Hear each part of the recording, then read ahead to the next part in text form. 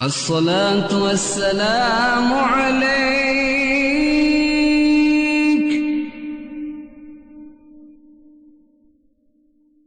يا إمام المجاهدين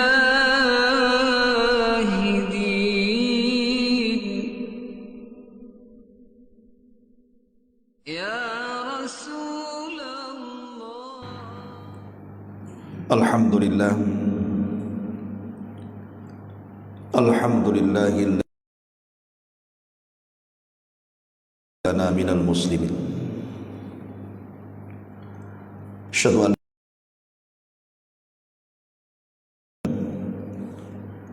وأشهد أن محمدا عبده ورسوله الذي لا نبي بعده.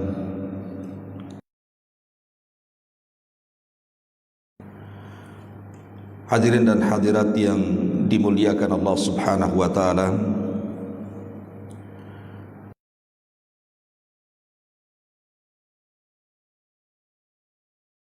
Dan kita dalam kondisi sehat walafiat, dan kita masih bisa melaksanakan kewajiban Allah Subhanahu wa taala, salat subuh berjamaah. Salat yang paling berat dilakukan orang-orang munafik. Tak lupa salawat dan juga salam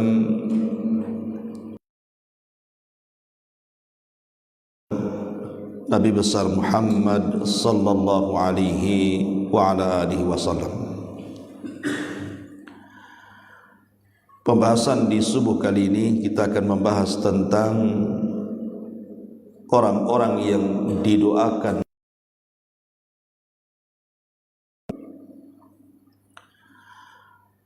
Hadirin dan hadirat yang dimuliakan Allah Subhanahu wa taala. Salah satu keimanan kita kepada Allah Subhanahu wa taala, bahkan dijadikan satu dari 6 rukun iman, adalah beriman kepada para malaikat. Dan keberadaan para malaikat itu bisa kita rasakan walaupun kita tidak bisa melihatnya. Bagaimana kita caranya merasakan kehadiran para malaikat di tengah-tengah kita? Ketika dalam hati kita tergerak kepada badan kita untuk melakukan kebaikan, disitulah ada kehadiran para malaikat. Jadi kalau seandainya seseorang itu tergerak untuk melakukan kebaikan, seperti pagi ini Anda digerakkan untuk sholat subuh di sini, maka keinginan bahkan langkah kaki ke tempat ini untuk melaksanakan subuh itu menunjukkan kehadiran para malaikat di tengah kita. Karena Allah Subhanahu wa taala menciptakan 2 makhluk, yang satu memberikan was-was agar kita melakukan keburukan, itulah syaitan dan juga iblis. Di sisi lain ada makhluk yang sangat disucikan Allah Subhanahu wa taala, yang ditugaskan untuk memberikan was-was kebaikan kepada manusia. Itulah para malaikat. Dan masing-masing diberikan kuasa kepada manusia. Yang satu menguasai akalnya, yang satu menguasai hawa nafsunya. Kalau akalnya bisa menguasai hawa nafsunya, berarti malaikat berhasil menguasai kita. Tapi kalau hawa nafsu menguasai akalnya, maka syaitanlah yang berkuasa. Ma'asyiral muslimin yang dimuliakan Allah Subhanahu wa taala, tanpa memperpanjang mukaddimah, siapakah orang-orang yang mendapatkan doa para malaikat itu? Pertama, orang-orang yang saat tertidur dalam kondisi suci. Tidurnya seorang mukmin pasti berpahala. Karena tidurnya seorang mukmin itu pasti sebelum dia tidur, dia akan melakukan hal-hal yang ketika saat tidur tidak sia-sia tidurnya. Disebutkan dalam sebuah hadis. Hadis ini dikeluarkan oleh Imam Ibn Hibban radhiyallahu an dari sahabat Ibnu Umar radhiyallahu anhuma. Nabi SAW bersabda, "Man bata tahira, bata fi syi'arihi malakun, falam yastayqid illa qala al-malaku Allahumma ighfir li abdika fulan, fa innahu bata tahira." Nabi mengatakan, barang siapa yang tidur dalam kondisi suci, artinya terbebas dari dua hadas, hadas kecil dan hadas besar. Jadi kalau ada seorang suami istri yang melakukan hubungan, kemudian dia segera mandi dan mengambil wudhu kemudian tidur, atau dia terbebas dari junub langsung wudhu kemudian tidur, maka Nabi SAW mengatakan, maka tidaklah dia terbangun kecuali para malaikat akan mendoakannya, ya Allah ampuni si fulan, ya Allah rahmati si fulan, karena dia tidur dalam kondisi suci. Subhanallah. Bagaimana seseorang yang tertidur sepanjang tidurnya didoakan para malaikat. Dalam riwayat, setiap kita berbaring kemudian bergerak ke lambung kanan, maka malaikat sebelah kanan akan mendoakan, ya Allah ampuni orang ini, ya Allah rahmati orang ini. Apabila dia bergerak ke lambung kiri, maka malaikat sebelah kiri juga sama mengatakan, ya Allah ampuni orang ini, ya Allah rahmati orang ini, sampai dia terbangun. Subhanallah, ya. Bagaimana kemudian para malaikat diutus oleh Allah kepada kita hanya untuk mendoakan.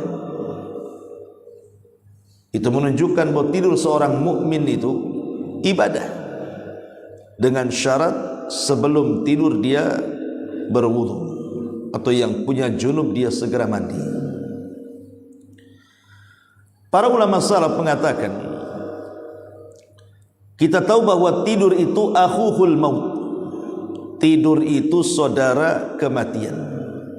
Makanya di antara doa selepas tidur, Rasulullah SAW mendoakan, alhamdulillahilladzi ahyana ba'dama amatana wa ilaihin nusyur. Segala puja dan puji bagi Allah yang telah menghidupkan kita setelah kematian kita. Bahasa menghidupkan setelah kematian, karena orang tidur itu saudaranya kematian. Ketika sahabat bertanya apakah di sorga itu penduduknya bisa tidur, maka Nabi SAW menjawab tidak, di sorga itu tidak ada tidur.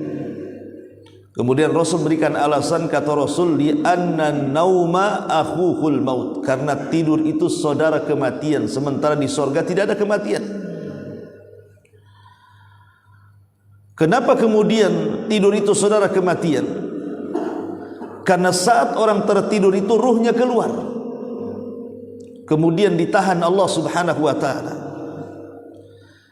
Kalau Allah Subhanahu wa ta'ala masih mentakdirkan kehidupannya, maka Allah akan kembalikan ruh ke dalam jasadnya. Tapi kalau Allah tidak berkehendak akan kehidupannya, maknanya takdir kematian sudah menentukannya, maka Allah akan tahan ruh itu dan tidak akan kembali ke dalam jasadnya. Dari situ kita disuruh berdoa selepas bangun tidur. Salah satu doanya selain daripada yang tadi, Allahumma, ya Allah, alhamdulillah, segala puja dan puji bagi Allah Subhanahu wa ta'ala, alladzi afani fi jasadi, yang telah memberikan kesehatan ke dalam jasadku, wa radda alayya ruhi, dan mengembalikan ruh kepadaku, wa adzina li bidzikri, dan mengizinkan aku untuk mengingatnya. Di sini ada kalimat wa radda alayya ruhi. Alhamdulillah, segala puja dan puji hanya milik Allah yang telah mengembalikan ruh ke dalam jasadku. Jadi kalau seandainya Allah Subhanahu wa taala takdirkan kita masih hidup, berarti ruhnya dibalikkan. Tapi kalau ditakdirkan kita meninggal, maka ruhnya tidak akan dikembalikan. Lihat bagaimana orang tidur itu menentukan kematian dan kehidupan. Makanya kalau Allah Subhanahu wa taala takdirkan orang yang tidur kemudian tidak pernah hidup lagi, para ulama mengatakan, apakah orang ini matinya su'ul khatimah? Apakah orang ini matinya husnul khatimah? Itu sebenarnya mudah. Jadi kalau ada orang tidur kemudian mati, kemudian kita nilai apakah kematiannya su'ul khatimah atau husnul khatimah, itu sebenarnya sangat mudah sekali. Dilihat dari amalan sebelum tidurnya.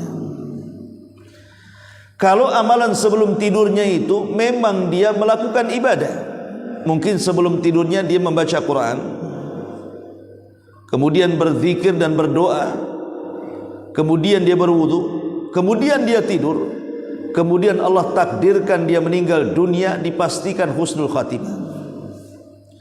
Tapi kalau amalan sebelum tidurnya dia bermaksiat kepada Allah Azza wa Jalla, boleh jadi mungkin dia dugem, mungkin dia minum khamar, mungkin dia menggibah orang, kemudian tertidur tanpa berdoa, tanpa berzikir, tanpa berwudu, tanpa membaca Quran, tanpa amalan-amalan saleh sebelum tidurnya. Kalau seandainya kemudian tidur, kemudian Allah takdirkan mati, dipastikan su'ul khatimah. Jadi yang menentukan husnul khatimah atau su'ul khatimah setelah bangun tidur itu ditentukan amalan sebelum tidurnya tuh. Kalau amalan sebelum tidurnya dia berdoa dan berzikir kemudian berwudu, maka saat tidurnya saja didoakan malaikat. Malaikat akan mengatakan, ya Allah ampuni orang ini, ya Allah rahmati orang ini. Kalau seandainya Allah takdirkan dia meninggal, berarti dia meninggal di atas doa para malaikat. Makanya penting amalan sebelum tidur itu, karena menentukan baik dan buruknya seseorang yang sedang tidur. Ini yang pertama. Kemudian yang kedua, di antara doa para malaikat kepada kita adalah doa malaikat kepada orang-orang yang duduk menunggu salat. Nabi SAW mengatakan dalam sebuah hadis yang dikeluarkan Imam Muslim dari Abu Hurairah radhiyallahu an, Nabi SAW mengatakan, kata Nabi SAW, ma qa'ada ahadukum yang tadirus salata, tidaklah seseorang di antara kalian menunggu salat, malam yuhdits, dan dia berusaha untuk dalam keadaan suci, artinya berusaha untuk berwudu, illa kecuali kata Nabi SAW, tad'u lahul malaikah, maka para malaikat akan mendoakannya, Allahumma gfir lahu, Allahumma arhamhu, ya Allah ampuni orang ini, ya Allah rahmati orang ini. Tidaklah seorang di antara kalian duduk menunggu salat kemudian dia menjaga hadasnya. Kalau dia kentut umpamanya, langsung segera berwudu, menjaga kesuciannya, kemudian duduk di masjid menunggu waktu salat. Maka selama menunggu itulah malaikat akan datang dan mengatakan, ya Allah ampuni orang ini, ya Allah rahmati orang ini. Subhanallah, ya. Seperti tadi umpamanya kan, kita datang subuh menunggu azan, atau dari azan menunggu qomat sampai tegaknya salat subuh, maka selama kita duduk menunggu salat itu, malaikat mendoakan kita. Al-Imam Ibnu Huzaimah rahimahullahu taala dalam kitabnya Beliau membuat bab tentang bab keutamaan duduk di masjid dalam rangka menunggu salat. Di antaranya adalah keutamaannya orang yang duduk di masjid dalam rangka menunggu salat, maka dia dalam posisi sedang salat. Jadi orang yang solat kemudian menunggu solat berikutnya, maka dia dihukumi sedang solat. Dan para malaikat akan mendoakan dia dengan mengatakan, ya Allah ampuni orang ini, ya Allah rahmati orang ini. Maka beruntunglah orang-orang yang menjaga solat, karena para malaikat akan mendoakan orang-orang yang duduk dalam rangka menunggu waktu solat. Ma'asyiral muslimin yang dimuliakan Allah Subhanahu wa taala, dalam hadis yang lain Rasul mengatakan, la yazalu ahadukum fi salatin madama fi musallah yantadiru salata. Senantiasa salah seorang di antara kalian mendapatkan pahala salat selama dia berada di masjid tempat ia salat untuk menunggu salat. Jadi terkadang kita bertanya-tanya, kenapa mesti kita ini bersegera untuk ke masjid sebelum azan, kalau bisa sudah ke masjid, karena pahalanya besar. Bahkan kalau di hari Jumat, khusus di hari Jumat, para malaikat di waktu pagi mereka sudah berdiri di pintu-pintu masjid, kemudian menunggu setiap orang yang datang ke masjid dalam rangka melaksanakan Jumat. Maka gelombang yang pertama, para malaikat akan mencatat bahwa orang yang pertama kali duduk di saf pertama pahalanya sama seperti berkorban seekor unta. Kemudian datang gelombang yang kedua pada saf kedua, maka para malaikat akan mencatat pahalanya sama dengan orang yang berkurban seekor sapi. Kemudian masuk gelombang ketiga dan dia duduk di saf ketiga, maka pahalanya sama seperti orang yang berkorban seekor kambing. Kemudian datang lagi gelombang keempat, pahalanya sama dengan orang yang berkorban dengan seekor ayam. Dan yang terakhir telur ayam. Sampai di telur saja malaikat sudah masuk ke dalam masjid. Artinya kalau sudah mendapatkan saf ke-6, saf ke-7, saf ke-8 dan begitu seterusnya, dia sudah tidak mendapatkan catatan malaikat lagi. Dari sini para ulama mengatakan tentang bab disunnahkannya at-tabkir, bersegera datang ke masjid. Ma'asyiral muslimin wal muslimat rahimani wa rahimakumullah. Ini yang kedua. Kemudian yang ketiga,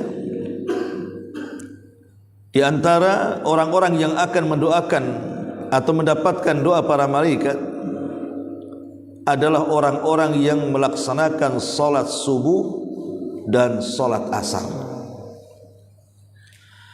Di dalam Al-Qur'anul Karim Allah Subhanahu wa taala berfirman, "Hafidhu 'alas salawati was salatil wusta wa qumu lillahi qanitin." Jaga oleh kalian salat 5 waktu, terutama salat wusta. Kenapa salat wusta dikeluarkan dari salat 5 waktu? Bukankah salat wusta itu bagian daripada salat 5 waktu? Kenapa kemudian dikeluarkan? Ketika disendirikan salat wusta dari salat yang 5 waktu, menunjukkan bahwa salat wusta itu ada keutamaan tersendiri, walaupun dia bagian daripada salat 5 waktu, di mana siapa yang menjaga salat wusta itu dijamin masuk surga. Para ulama tafsir mengatakan, apa yang dimaksud salat wusta dalam ayat itu? Jaga oleh kalian 5 waktu salat, terutama salat wusta. Sebagian para ulama mengatakan bahwa salat wusta itu salat subuh, dan sebagian ulama lain mengatakan salat wusta itu salat asar. Adapun yang mengatakan salat wusta itu salat subuh, karena memang salat subuh itu salat yang bersendirian, tidak bergandeng. Lain dengan duhur, bisa digandengkan dengan asar, maknanya bisa dijamak, takhir dan takdim. Atau maghrib bisa digandengkan dengan isya, bisa dijamah, takhir dan takdim. Subuh tidak bisa. Dia tidak bisa menarik duhur, dia tidak bisa menarik isya. Subuh itu sendirian. Lah karena dia solat sendirian, tidak bisa ditakhir dan ditakdim dengan isya dan duhur, makanya disebut wusta. Ini satu pendapat. Pendapat yang kedua bahwa solat wusta itu solat asar. Kenapa solat asar? Karena ada nas yang mengatakan seperti itu. Jadi saat Nabi SAW berperang dalam Khandaq, Quran menyebutnya perang Ahzab, tapi dalam hadis menyebutnya perang Khandaq. Bahasa kitanya perang parit. Jadi saking sibuknya Rasul menjaga parit supaya musuh jangan masuk ke kota Madinah. Karena kan gambaran perang Ahzab ini, kita tahu Madinah itu tengah-tengah. Kiri gunung, kanan gunung, belakang kebun kurma.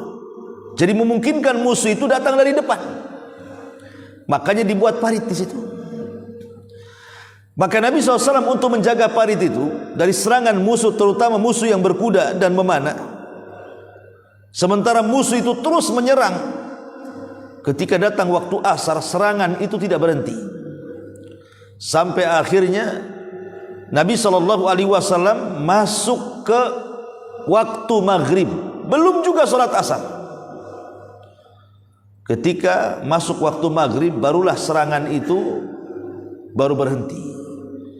Maka Rasul pun melaksanakan sholat asar di waktu maghrib. Secara hukum fikih, melaksanakan sholat di luar waktu itu tidak sah. Tetapi dalam kondisi darurat kan tentu berbeda hukumnya. Dibolehkan seseorang sholat itu di luar waktu dalam kondisi darurat, seperti dalam kondisi perang di sini. Karena Rasul pernah melaksanakan sholat asar di waktu maghrib.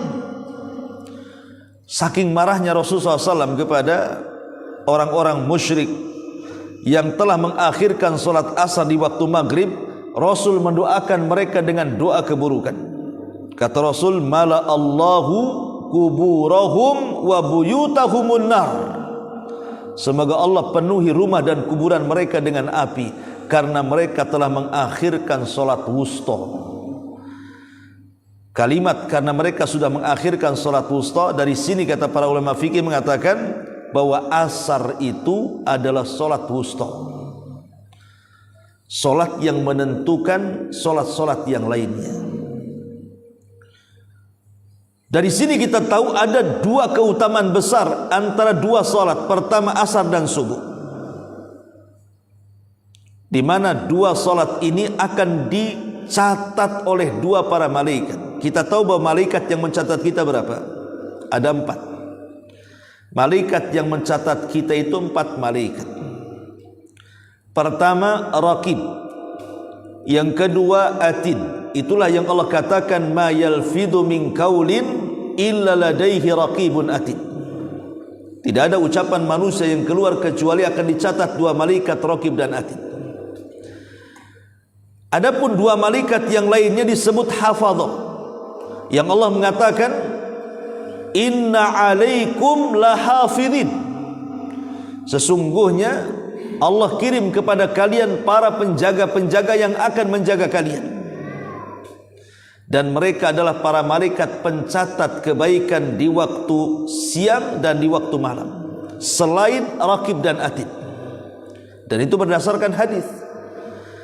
Nabi SAW mengatakan, yata'aqabuna fikumul malaika, malaikatul laili wa malaikatul nahar, wa yajtami'una fi salatil asri wa salati subhi. Kata Nabi SAW, Allah senantiasa memberikan tugas kepada para malaikat untuk mencatat kebaikan. Ada malaikat yang bertugas di siang hari, ada malaikat yang bertugas di malam hari, dan dua-duanya bertemu di 2 solat asar dan subuh. Apabila malaikat ini sudah mencatat kebaikan, maka mereka naik ke langit kemudian berjumpa dengan Allah. Dan Allah katakan, ma taraktum ibadi, sedang apa kau tinggalkan hamba-hambaku? Maka malaikat ini mengatakan, atainahum wa hum yusallun wa taraknahum wa hum yusallun. Kami datang mereka sedang solat, kami tinggalkan juga mereka sedang solat. Artinya kami datang sebagian mereka sedang solat subuh, kami datang sebagian mereka sedang solat asar. Dari sini kata ulama mengatakan solat yang dicatat dua kebaikan itu adalah asar dan subuh. Kalau solat maghrib itu dicatat satu malaikat saja, malaikat malam. Isya juga sama, dicatat satu malaikat, malaikat malam saja.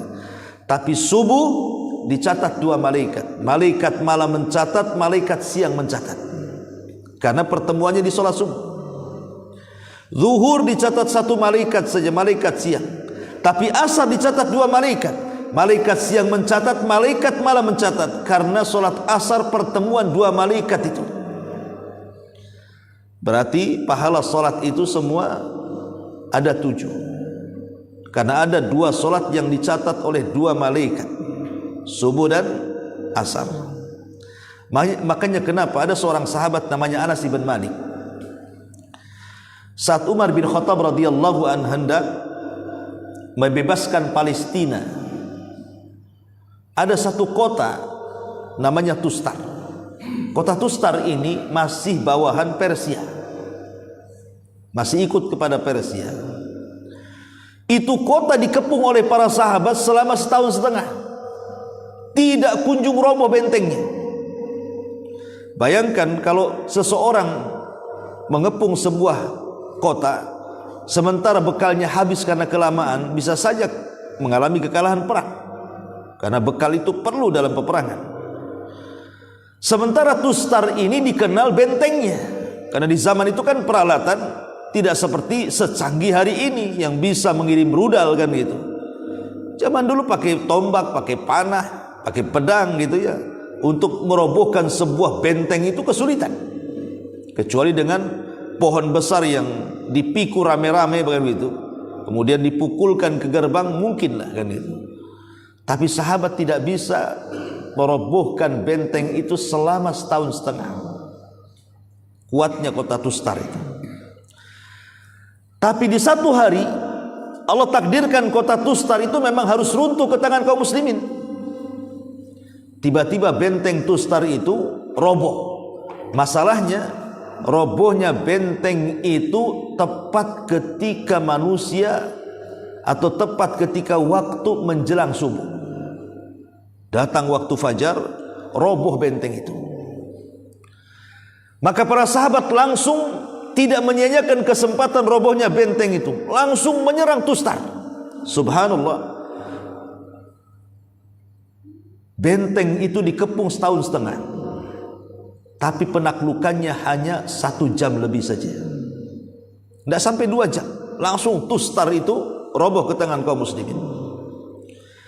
Lah ketika dalam kondisi peperangan itu, para sahabat kan belum sholat subuh tuh, karena mereka sedang sibuk untuk mengambil kesempatan. Kalau mereka tidak cepat masuk, bisa saja benteng itu akan tertutup kembali. Tapi dengan sigap para sahabat masuk di waktu orang sedang sholat subuh, mereka perang. Akhirnya mereka pun terpaksa sholat subuh di luar waktunya, karena saat Tustar runtuh matahari sudah terbit. Ada seorang sahabat namanya Anas bin Malik radhiyallahu anhu. Itu ketika diingatkan soal Tustar, dia menangis. Anas bin Malik itu kalau diingatkan tentang perang Tustar, dia menangis. Kalau dikatakan kepada Anas, ya Anas, bukankah peperangan itu dimenangkan kaum muslimin? Harusnya kau bahagia. Maka Anas bin Malik radhiyallahu anhu mengatakan, betul, memang peperangan itu dimenangkan kaum muslimin. Tapi dalam perang itu kami harus melaksanakan subuh di luar waktu, dan itu tidak pernah kami lakukan sebelumnya. Lihat bagaimana para sahabat sedih dan menangis sepanjang hayatnya gara-gara sekali melaksanakan subuh di luar waktu, padahal secara hukum sah-sah saja, karena Rasul pun pernah melaksanakan asar di luar waktu. Tapi bagi para sahabat, solat itu sesuatu yang sangat istimewa. Betapa banyak kita meninggalkan solat subuh. Di antara kaum muslimin yang meninggalkan sholat subuh seolah-olah tidak ada beban bagi mereka.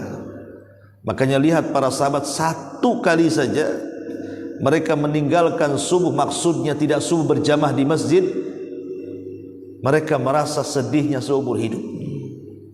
Itulah Anas ibn Malik radhiyallahu anhu. Ma'asyiral muslimin yang dimuliakan Allah Azza wa Jalla, maka orang yang menjaga dua salat subuh dan asar akan mendapatkan doanya para malaikat. Kemudian orang-orang yang didoakan atau mendapatkan doa para malaikat juga orang-orang yang senantiasa bersolawat. Bersolawat kepada Nabi sallallahu alaihi wasallam. Pertanyaannya, apa sih makna solawat itu? Kita sering bersolat Allahumma salli ala Muhammad, Allahumma salli ala Sayyidina Muhammad. Apa sih makna solawat itu? Solawat itu artinya doa. Jadi ketika kita mengatakan Allahumma salli ala Muhammad, kita berdoa kepada Allah subhanahu wa ta'ala agar Allah memuji Nabi kita di hadapan para malaikat yang ada di langit sana. Jadi kita meminta, ya Allah, pujilah Nabi kami di hadapan para malaikat-malaikatmu. Jadi ketika kita mengatakan Allahumma salli ala Muhammad, maka seolah-olah kita katakan, ya Allah, pujilah nabiku Muhammad sallallahu alaihi wasallam di hadapan Jibril, di hadapan Mikail, di hadapan Israfil, di hadapan Malakul Maut, dan di hadapan seluruh malaikat yang kau ciptakan. Dan kalau kita bersolawat satu kali saja, maka Allah subhanahu wa ta'ala akan mengganjar kita dengan memuji-muji kita di hadapan para malaikat 10 kali lipat dengan salawat satu kali yang kita panjatkan kepada Rasul. Subhanallah, saya bayangkan. Kita ngomong Allahumma salli ala Muhammad, tiba-tiba Allah kumpulkan para malaikat menyebut-nyebut nama kita, memuji-muji kita 10 kali lipat dari salawat yang kita baca. Apa tidak untung tuh? Kita menjadi selebritis langit loh ya. Dikenal nama kita di langit karena Allah memuji nama kita di hadapan para malaikat. Jangankan lagi Allah memuji kita di hadapan para malaikat, kalau seandainya Presiden Indonesia saja memuji kita di halayak orang ramai sampai viral, kita dah bangga tuh. Pak Prabowo memuji saya nih. Nih videonya nih, mungkin di-share ke sana kemari kan gitu. Itu baru pemimpin negara memuji kita di hadapan satu rakyat Indonesia. Bangga tidak? Banggalah kan begitu. Itu baru makhluk. Bagaimana yang memuji kita Allah di hadapan para malaikat? Luar biasa. Maka Nabi SAW mengatakan, man shalla alayya salatan sallallahu alaiha biha ashra. Siapa yang mengucapkan salawat satu kali kepadaku, maka Allah akan bersalawat 10 kali kepadanya. Artinya siapa yang mendoakan, ya Allah, pujilah nabiku di hadapan makhlukmu yang di atas sana, maka Allah akan memuji kita di hadapan makhluknya yang di atas sana 10 kali lipat dari salawat kita kepada Nabi SAW satu kali. Dalam hadis Rasul mengatakan, man shalla ala Rasulillah sallallahu alaihi wasallam salatan sallallahu alaihi wa malaikatahu atau wa malaikatuhu sab'ina salatan falyakul abdun min dhalika aw liyukthir fal yukilla abdun min dhalika aw liyukthir. Barang siapa yang bersalawat kepada Rasulullah sallallahu alaihi wasallam sekali saja, maka Allah dan para malaikatnya akan bersalawat kepadanya sebanyak 70 salawat. Ini riwayat yang lain. Allahu Akbar. Lihat bagaimana orang yang salawat satu kali kepada Rasul, Allah dan para malaikatnya akan bersalawat kepada kita 70 kali salawat. Artinya 70 kali pujian-pujian kebaikan kepada kita.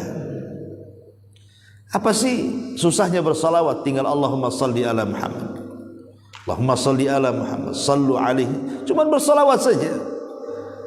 tapi kita akan dikenang di langit sana, di mana para malaikat akan mengenal nama kita karena Allah sudah memuji-muji kita di hadapan para malaikat. Bayangkan nama kita dipuji di hadapan Jibril, dipuji di hadapan Mikail, dipuji di hadapan Israfil, dipuji di hadapan para malaikat pemikul arasy. Bahkan seluruh malaikat yang berada di lapisan-lapisan langit akan mengenang nama kita dengan pujian Allah karena kita banyak bersolawat. Maka jangan bakhil untuk mengucapkan salawat, karena malaikat akan mendoakan kita. Kemudian orang-orang yang mendapatkan doa para malaikat juga adalah orang-orang yang mendoakan saudaranya dari kejauhan tanpa ia tahu. Rasulullah SAW bersabda, "Da'watul mar'il muslim li akhihi bi dhahril ghaibi mustajabatun inda ra'sihi malakun muwakkal kullama da'a li akhihi bi khairin qala al malakul muwakkal bihi amin walaka bimithlin." Kata Rasul, doa seseorang muslim kepada saudaranya, umpamanya kita ini punya tetangga ini boleh jadi mungkin lagi sakit, kita doakan, ya Allah sembuhkanlah penyakit tetangga itu. Atau mungkin tetangga kita itu lagi kesusahan ekonomi, kita katakan, ya Allah saya punya tetangga, masya Allah orangnya soleh, ya Allah bantulah ekonomi dia. Atau mungkin kita punya tetangga dia disusahkan dengan anak-anak yang nakal, mungkin anak-anaknya kena pergaulan bebas, kena narkoba, kena khamar dan begitu seterusnya. Kita ikut prihatin dan mengatakan, ya Allah bantulah tetangga saya ini, mudah-mudahan anaknya menjadi anak yang soleh dan soleha. Kalau kita mendoakan seperti itu tanpa diketahui tetangga yang kita doakan, maka malaikat akan datang kepada kita dan mengaminkan doa kita. Kemudian dia akan mengatakan, engkau pun mendapatkan hal yang sama yang kau doakan kepada saudaramu. Jadi tidak ada ruginya kita mendoakan orang itu. Karena kalau kita mendoakan tetangga, ya Allah sembuhkan penyakitnya, malaikat datang kepada kita dan mengatakan, semoga penyakitmu juga sembuh. Bayangkan, kalau seandainya kita mendoakan 1000 orang yang ada di Tanjung Uban ini, ya Allah mudah-mudahan orang-orang yang sakit di Tanjung Uban ini sembuh. Bayangkan 1000 malaikat akan datang kepada kita dan mengatakan, semoga penyakitmu juga sembuh. Jadi doa kita ini akan balik kepada kita tuh.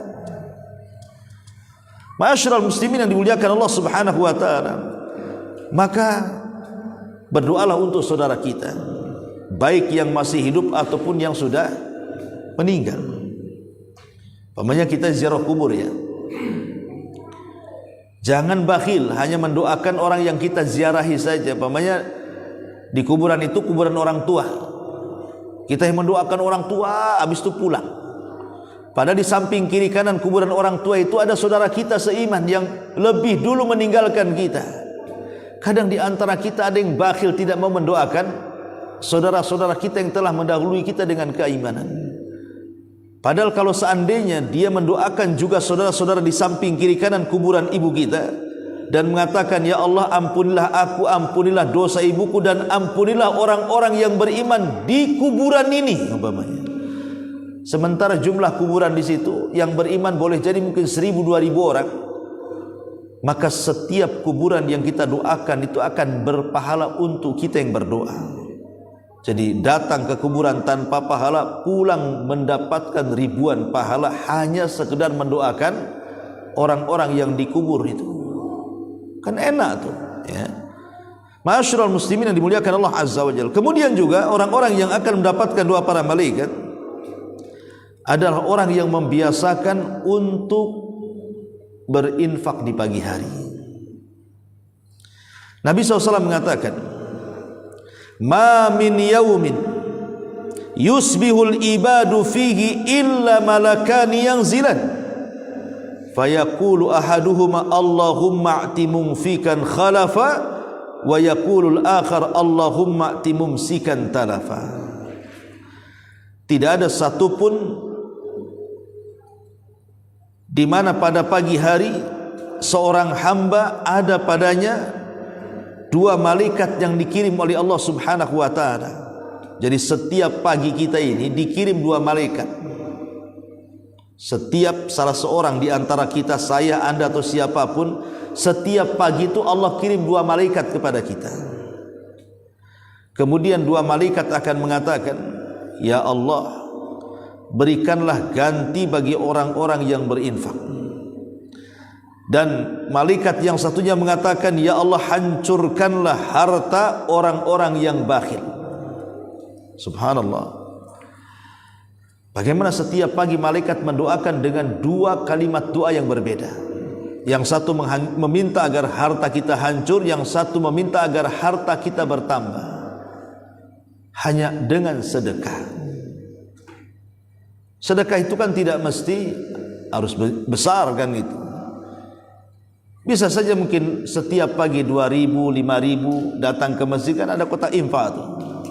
Setiap subuh itu masukkanlah di situ infak kita, dan kita mendoakan doa para malaikat di mana harta kita dalam satu hari itu tidak akan dibinasakan, justru akan ditambah sebagai bentuk syukurnya kita kepada Allah Azza wa Jalla. Kita bisa infak. Itu kan amalan-amalan ringan sebenarnya, tapi pahalanya besar. Didoakan para malaikat. Karena kita tidak tahu satu hari ini kita hidup dari pagi sampai sore itu, apakah kita mengalami kebangkrutan ataukah kita akan mengalami keuntungan? Kita tidak tahu. Dan rahasia hidup manusia itu ada di pagi hari. Di pagi hari itu maksudnya di waktu subuh sampai terbit matahari. Itu rahasia rizki kita di situ dari pagi sampai sore. Makanya Nabi SAW berdoa, "Allahumma barik li ummati fi bukuriha." Ya Allah, berkahi umatku di waktu paginya. Makanya orang yang tidak tidur selepas subuh sampai terbit matahari, dia meminta kepada Allah agar diberikan rizkinya, maka satu hari itu akan diberkahi. Tapi orang yang membiasakan tidur selepas subuh sampai terbit matahari, kata Imam Ibnul Qayyim, maka kehidupannya tidak akan diberkahi. Maka beruntunglah orang-orang yang bisa bangun di waktu subuh dan tidak tidur, kemudian berzikir, apalagi sampai waktu syuruk, kemudian melaksanakan 2 rakaat syuruk, maka pahalanya sama dengan haji dan umrah secara sempurna. Ma'asyiral muslimin yang dimuliakan Allah Subhanahu wa taala. Kemudian juga orang-orang yang didoakan para malaikat adalah orang yang menjenguk orang sakit. Ikhwatu fillah muliakan Allah Subhanahu wa taala. Terkadang orang sakit itu menjadi sembuh, itu bukan karena obat saja. Itu kan sebab. Yang menyembuhkan semua Allah, iya betul. Tapi kan ada sebab. Ya. Terkadang bukan hanya sekedar sebab obat saja kesembuhan penyakit itu, tapi terkadang kehadiran kita saat menjenguk orang sakit itu. Karena banyak orang yang sakit itu sakitnya tidak seberapa, tapi ada yang lebih sakit lagi daripada sakitnya ketika teman-temannya hanya ingat dia di waktu sehat, tapi tidak ingat di waktu dia sakit. Makanya kalau seandainya kita punya perkumpulan yang biasa kita kumpul ke sana kemari, tiba-tiba ada saudara kita sakit, kemudian kita biarkan tidak dijenguk, apa perasaannya coba? Perasaannya sakit. Boleh jadi ketidakhadiran kita untuk menjenguknya itu lebih sakit dibandingkan sakitnya. Makanya orang sakit itu perlu dorongan supaya jangan putus asa. Betapa banyak orang-orang yang sakit itu putus asa karena merasa ditinggalkan kawan-kawannya. Ujung-ujungnya hanya yang menemani dia orang-orang yang dicintainya saja. Mungkin istrinya yang punya istri, mungkin orang tuanya yang belum punya istri. Kadang-kadang sakitnya lebih parah dibandingkan penyakitnya. Makanya pentingnya kita datang menjenguk orang sakit di situ, supaya menumbuhkan perasaan optimis bahwa dia tidak sedang ditinggalkan. Karena besarnya kehadiran kita kepada orang sakit itulah, makanya Rasulullah SAW sampai mengatakan, "Ma min muslim ada akhan illa bta'atsallahu lahu sab'ina alfa malakin yusalluna alaihi min ayyi sa'atin nahari kana hatta yumsiya wa min ayyi sa'ati laili kana hatta yusbiha. Tidaklah seorang mukmin menjenguk saudaranya melainkan Allah akan mengutus 70.000 malaikat. Subhanallah, 70 malaikat, 70.000, bukan satu malaikat, 70.000 malaikat. Untuk apa coba? Untuk bersalawat kepada orang yang berkunjung kepada orang sakit itu di waktu siang kapan saja hingga sore hari, atau di waktu malam kapan saja hingga subuh. Jadi kalau kita berangkat pagi, 70.000 malaikat akan datang dan mendoakan ampunan akan dosa kita sampai sore. Kalau kita datang sore, maka malaikat sebanyak 70.000 akan datang mendoakan ampunan kepada kita sampai pagi. Coba bayangkan, Ustaz, kawan-kawan saya tidak ada yang sakit. Kata siapa kawan-kawan kita tidak banyak sakit? Di rumah sakit banyak orang sakit. Kalau tidak punya teman tetangga yang sakit, cari ke rumah sakit sana. Pasti banyak orang sakit di rumah sakit itu. Kan banyak saudara-saudara kita di sana kan. Yang penting kan saudara seiman, saudara seislam, mereka juga saudara kita kan. Hanya semata-mata menjenguk orang sakit saja, subhanallah kan, 70.000 malaikat loh mendoakan kita dalam satu hari itu. Maksudnya doa agar kita diampuni dosanya. Dan kalau seandainya setelah menjenguk orang sakit Allah takdirkan kita pula yang sakit kemudian meninggal, maka dipastikan husnul khatimah. Kenapa? Karena 70.000 malaikat mendoakan dia ya. Ma'asyiral muslimin wal muslimat rahimani wa rahimakumullah. Kemudian atau sedikit tambahan, orang sakit itu yang dihajatkan doa kita. Dan kalau bisa, bawalah obat-obatan yang bisa mengobati orang sakit. Seperti mungkin kalau kita bukan dokter, kita orang biasa tidak paham kesehatan, bawalah obat-obat secara umum. Entah bawa madu, entah bawa habbatus sauda kan gitu, entah bawa minyak zaitun. Pokoknya obat-obatan yang secara nas itu obat, bawa. Boleh jadi itu bisa meringankan penyakitnya. Kemudian di sini para malaikat juga akan mendoakan orang-orang yang berkata baik di sekitar orang-orang yang sedang sakaratul maut. Jadi kalau kita mengunjungi orang sakit nih, kepada Allah pula yang sakit ini parah mendekati kematiannya, maka saat itu jangan mengucapkan kalimat kecuali kebaikan. Jangan mengungkit-ungkit keburukan dia semasa dia masih bersama kita, berkumpul dengan kita, ngopi dengan kita, jalan dengan kita. Jangan disangkut pautkan. Kalau dia nampak sudah parah, apalagi koma, di saat itu kita tidak boleh mengucapkan kalimat kecuali yang baik. Karena saat itu malaikat sedang mengaminkan kita. Kata Rasul, "Idza hadartumul maridha awil mayyita faqulu khairan fa innal malaikata yu'minuna ala ma taqulun."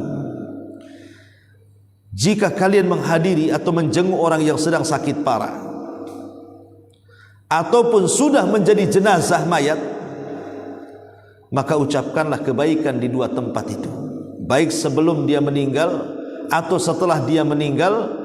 Maka jangan mengucapkan kecuali kebaikan, karena saat itu para malaikat sedang mengaminkan apapun yang kalian ucapkan ya.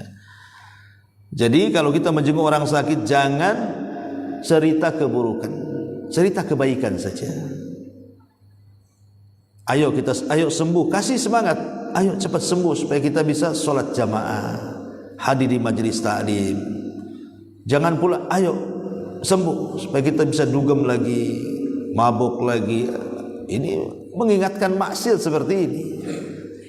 Kalau seandainya dia dekat-dekat sakaratul maut, bisa saja suudzon kepada Allah. padahal amalan yang terakhir yang memungkinkan orang sedang sakaratul maut itu mendapatkan pahala adalah husnudzon billah, berbaik sangka dengan Allah.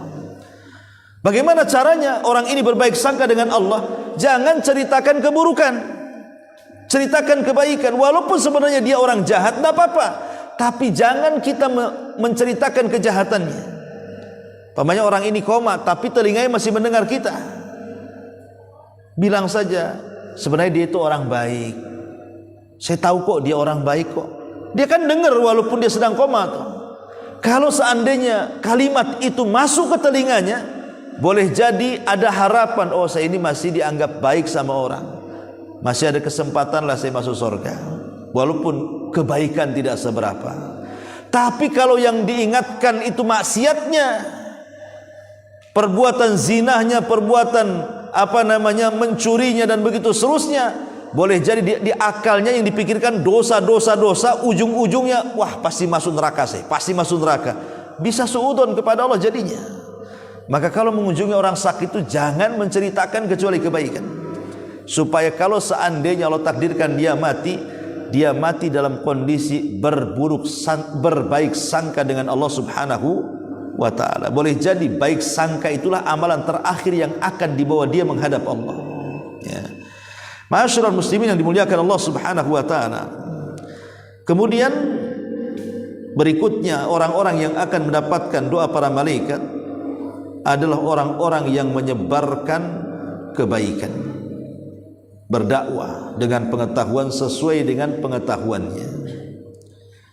Karena Rasul mengatakan fadlul alim alal abid ka fadli ala adnakum. Keutamaan orang alim dibandingkan ahli ibadah itu sama dengan keutamaan aku dibandingkan orang yang di bawahku. Dan Rasul mengatakan innallaha wa malaikatahu wa ahlas samawati wal aradin hatta namlata fi juhriha wa hatta al-huta la yusalluna ala muallimin nasil khaira. Sungguh Allah dan para malaikatnya, penghuni langit dan bumi, bahkan semut yang berada di lubangnya dan ikan yang di dasar lautannya, semuanya bersalawat kepada orang-orang yang mengajarkan kebaikan. Ajarkan kebaikan walaupun sedikit. Ajak anak-anak kita untuk latihan ke masjid, istri kita untuk sholat, keluarga kita untuk taat. Pokoknya ajaklah kebaikan manusia itu. Tentu dengan ilmu, sesuai dengan kadar ilmu yang kita punya. Karena Rasul yang mengatakan kan balighu anni walau ayat, sampaikan dariku walaupun satu ayat. Artinya walaupun satu ayat mengajak manusia itu sudah cukup. Malaikat akan mendoakan kita. Dan ingat, perlunya kita ini hadir di majelis ilmu. Jadi kalau seandainya kita dapat ilmu dari sini atau dari majelis manapun, langsung kita sampaikan kepada orang lain, maka Allah dan para malaikat, seluruh penduduk langit dan bumi, sampai kepada semut dan ikan-ikan, semuanya akan mendoakan kita dengan ampunan. Subhanallah, ya. Hanya mengajak manusia kepada kebaikan. Karena waktu juga sedikit tambahan.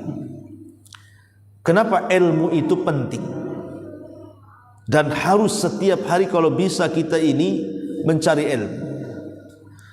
Karena Rasul mengatakan bahwa orang-orang yang berilmu itu jauh lebih mulia dibandingkan ahli ibadah. Ahli ibadah itu walaupun dia rajin sholat, rajin zikir, rajin sedekah, rajin melaksanakan ketaatan, itu manfaatnya untuk diri sendiri saja. Orang sholat kan manfaatnya untuk kita saja. Saya puasa ya untuk saya, orang lain tidak dapat manfaat. Saya baca Quran untuk saya, orang lain tidak dapat manfaat. Tapi kalau belajar sehingga kita dapat ilmu dan mendakwahkan ilmu itu, manfaatnya untuk diri sendiri dan orang lain. Makanya Imam Ahmad ibn Hanbal adalah orang yang paling menghargai gurunya Imam Syafi'i.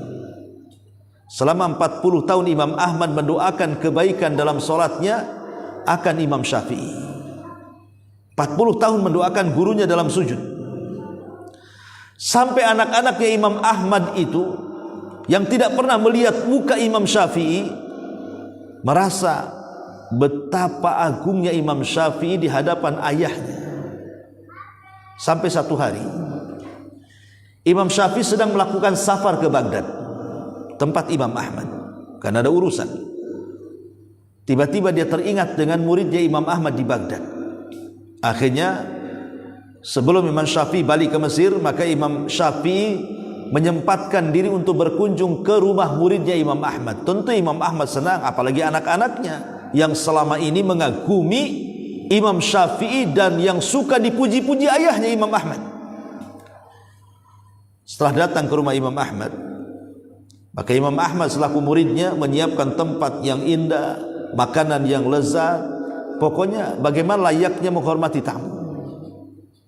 Terutama anak-anaknya Imam Ahmad pengen tahu seperti apa Imam Syafi'i itu yang selama ini dipuja-puji oleh ayahnya selama 40 tahun itu. Macam mana ibadahnya, macam mana ilmunya, macam mana akhlaknya. Tapi ketika Imam Syafi'i tidur di rumahnya Imam Ahmad, anaknya Imam Ahmad diperhatikan bagaimana tidurnya, bagaimana ibadahnya, bagaimana akhlaknya, diperhatikan tuh. Rupanya tidak ada yang istimewa dari Imam Syafi'i ini. Mulailah kemudian anaknya Imam Ahmad perhatikan Imam Syafi'i di malam hari. Diintipnya Imam Syafi'i itu kok tak ada gerak-gerakan, maksudnya kok tidak sholat, tidur aja kerjanya. Apakah dia Imam Syafi'i atau bukan sebenarnya? Karena bagi orang dulu sholat malam itu seolah-olah wajib. Ya, kalau sekarang kan malas kita sholat malam. Kalau orang dulu kan sholat malam itu seolah-olah sholat wajib. Tidak ada ulama salaf itu meninggalkan sholat malam. Jadi kalau ada ulama tidak sholat malam itu aib. Lah Imam Syafi'i kok tidur terus, ini ceritanya ini gimana? Ketika subuh datang, air yang disiapkan untuk berwudu tidak disentuh Imam Syafi'i, langsung sholat subuh. Seolah-olah Imam Syafi'i ini sholat tanpa wudu. Ya. Apalagi ketika melihat Imam Syafi'i ini sedang makan, kan sunnahnya pakai 3 jari makan itu. Tapi Imam Syafi'i dengan lahapnya, dengan 5 jari dia memakan sampai habis makanannya Imam Ahmad. Ini gimana? Apa betul Imam Syafi'i kok tidur terus, sholat tanpa wudu? Kalau makan kok bahasa kitanya apa? Congok atau apa tuh yang banyak makannya. Jadi anak-anaknya ini protes, betul ke Imam Syafi'i itu katanya. Jadi Imam Ahmad ini berusaha bertanya kepada Imam Syafi'i, ya Imam, maaf nih anak saya mengkritik kamu katanya. Kata Imam Syafi'i, apa yang dikritikkan anak-anakmu kepadaku?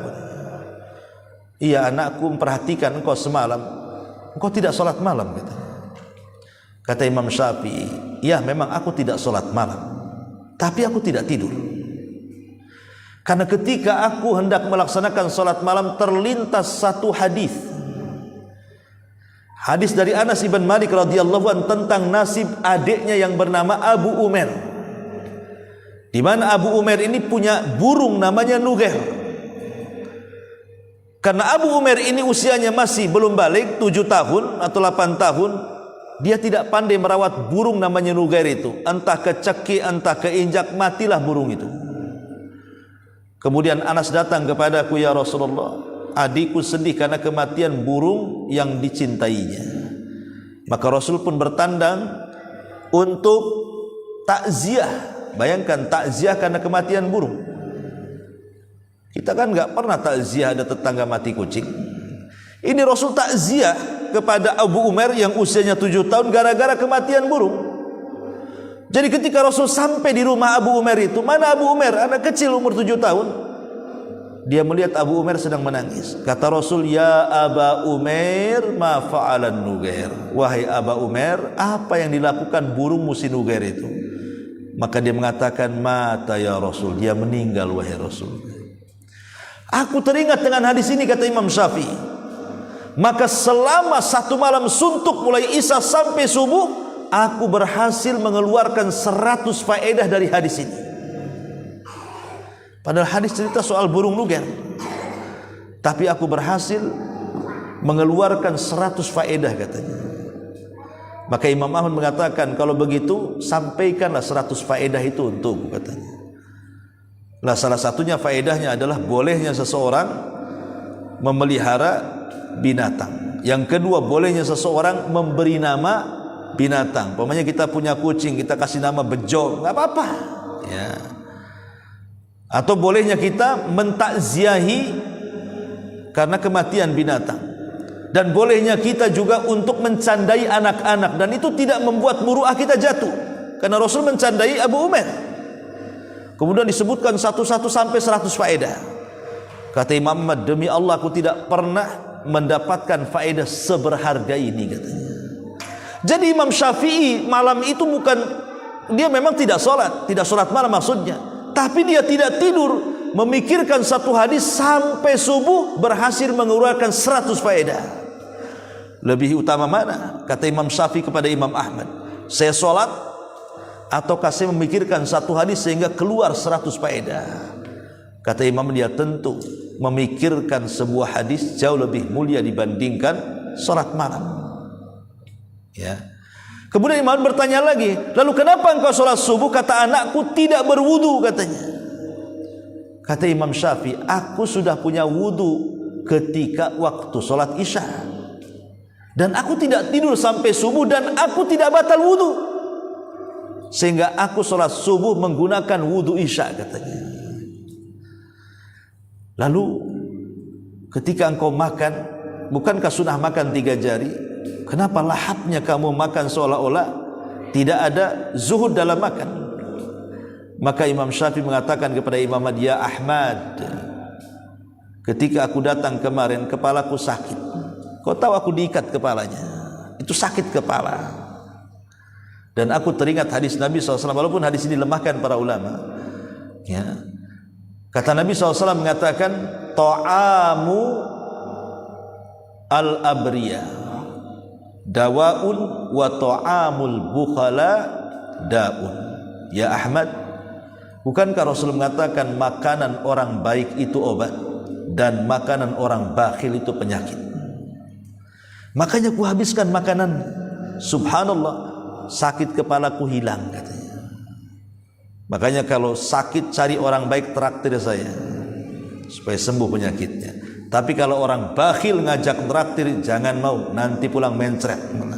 Karena makanan orang bakhil itu penyakit, dia nggak ikhlas dia. Orang bakhil kan nggak ikhlas ngasih-ngasih itu. Tapi kalau orang baik ngasih-ngasih kan pasti ikhlas dia kan. Makanya menjadi obat. Ya, inilah diantara orang-orang yang akan didoakan para malaikat. Masih banyak karena waktu juga. Subhanallah.